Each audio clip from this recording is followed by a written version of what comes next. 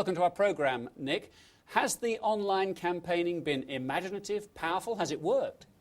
Well, I think it's something where it's the first election in the UK in the Web 2.0 world. So the last election that happened, none of the things that people refer to and use daily, such as Facebook or YouTube, were around at that point. So it's interesting seeing what the candidates' strategies are and what they're actually doing in the new media world that we now live in.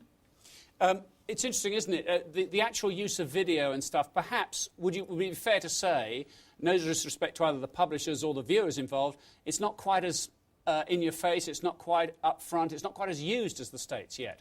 Well, I think there are two things. One is the actual number of people watching the videos and going to YouTube to interact with the candidates. So if you look at the States, people like Barack Obama or Ron Paul, the sort of viewing figures they were getting, nowhere near reflected with the YouTube channels that people like Boris Johnson or Ken Livingstone have. So in this country at the moment, you're looking at viewer numbers in the hundreds rather than the hundreds of thousands.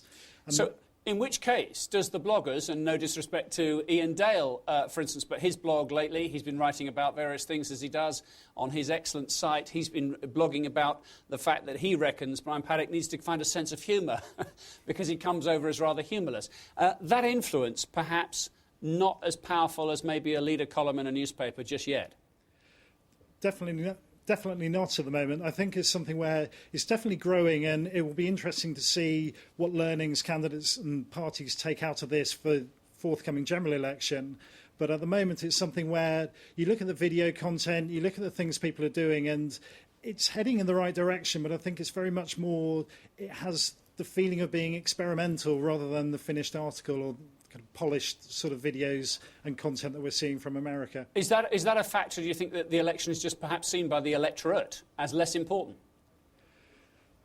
I think it's something where candidates almost feel that they have to be embracing these channels because they've seen the success of the presidential candidates in America. So if you look at Brian Paddock's website, it's very much, here are my policies, but here you can interact with me on MySpace and all the different areas within it. So at times it feels like candidates are embracing these things because they feel they ought to,